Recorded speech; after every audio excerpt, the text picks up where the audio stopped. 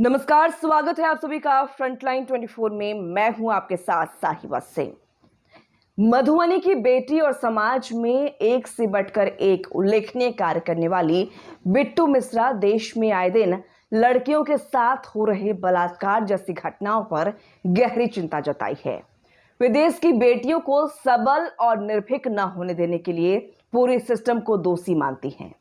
वे बताती हैं कि देश की बेटी जब तक खुद शारीरिक और मानसिक रूप से मजबूत नहीं होंगी तब तक ऐसी घटनाएं नहीं रुकेंगी। सरकार, प्रशासन और समाज से कभी पीड़िता को न्याय नहीं मिल पाता। लीपापोती कर ऐसी जघन्य और अमानवीय अपराध के बाद आवाज खूब उठाई जाती है, लेकिन नतीजा ढाक के 3 पात जैसे निकलता है। आज देश में हर घंटे 4 बेटियां बलात्कार की शिकार हो रही हैं। पता नहीं दिल्ली में निर्भया तो कलकत्ता में अभया जैसी कितनी बेटियों को इन दरिंदों का शिकार होना पड़ेगा, और कब तक हम देश की बेटियां चुप बैठे रहेंगे। सुनिए बिट्टू मिश्रा क्या कुछ वीडियो में बता रही हैं। बहुत दुख के साथ कहना पड़ रहा है कि न तो ये शुरुआत थी और न ही अंत। हमारे देश में दिन प्रतिदिन बलात्कार जैसी घटनाएं बढ़ती जा रही हैं। एक रिपोर्ट के अनुसार प्रत्येक घंटे 4 बलात्कार जैसी घटनाएं हो रही हैं और प्रत्येक दिन लगभग 87 बलात्कार के मामले दर्ज होते हैं। और ये सिर्फ वो मामले होते हैं जिन्हें मौका मिलता है पुलिस स्टेशन तक पहुंचने का। बड़े शहरों में जब कोई घटनाएं होती हैं तो लोग कैंडल मार्च निकालते हैं, आक्रोश व्यक्त करते हैं, सड़क पर मोमबत्ती लेकर निकलते हैं और सोशल मीडिया पर ट्रेंडिंग न्यूज बनाते हैं। अखबारों की हेडलाइंस बन जाती है।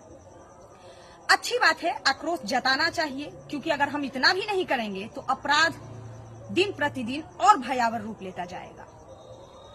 अपराधियों को सजा मिलनी चाहिए और मिलती भी है।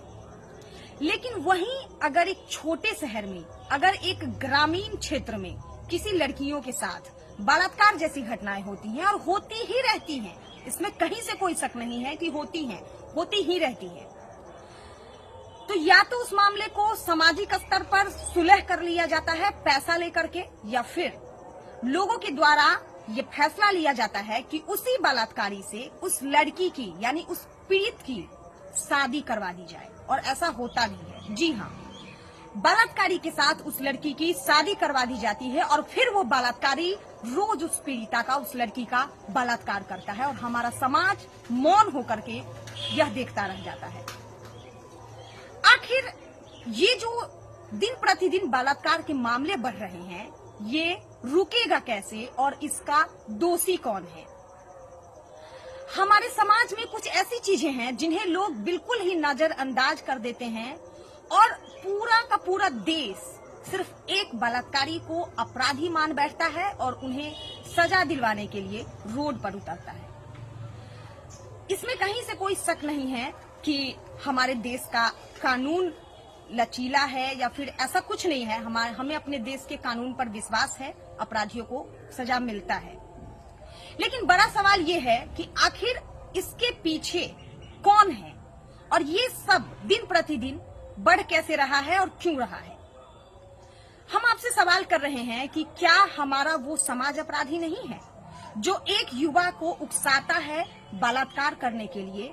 जब भी समाज में कोई आयोजन होता है, पूजा का आयोजन हो या कुछ भी आयोजन हो, तो अर्धनंग लड़कियों को ला करके गंदे गंदे गाने बजवा के ऑर्केस्ट्रा करवाते हैं।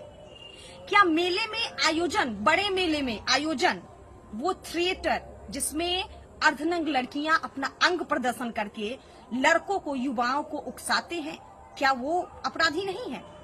क्या वो पोर्न साइट अपराधी नहीं है? क्या वो बॉलीवुड अपराधी नहीं है जिसमें अंग प्रदर्शन किया जाता है?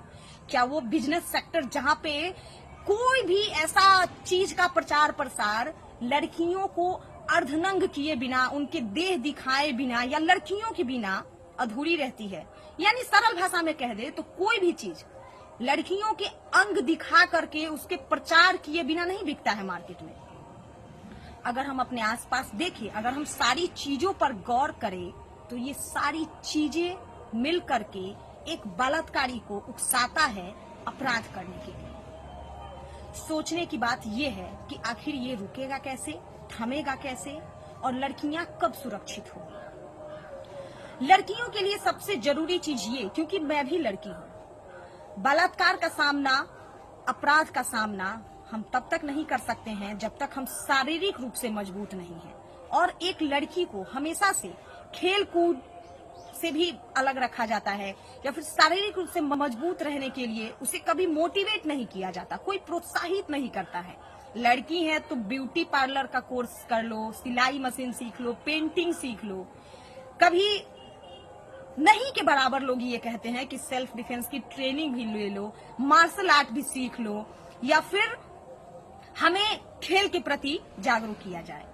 तो ये आजकल के समय में ये जरूरी है कि लड़कियों को खेल के प्रति और अपने शारीरिक रूप से अपने आप को मजबूत बनाने की जरूरत है। जब तक लड़कियां शारीरिक रूप से, मानसिक रूप से मजबूत होने के साथ साथ शारीरिक रूप से मजबूत नहीं होगी, सबल नहीं बनेगी, सक्षम नहीं बनेगी, तब तक वो इस तरह की घटनाओं का सामना नहीं कर सकती है। और हम सरकार के भरोसे, कानून के भरोसे, या लोग के भरोसे, या हम अपने समाज के भरोसे नहीं बैठ सकते हैं, क्योंकि हमें हमारी सुरक्षा खुद करनी है। और आप लोगों को सोचने की जरूरत है कि मैंने जो भी बताया है कि हमारा समाज किस तरह से मिल करके, या फिर ये पूरा देश जिसका कुछ प्लेटफॉर्म मिल करके एक अपराधी को उकसाता है और फिर वो बलात्कार करता है। धन्यवाद।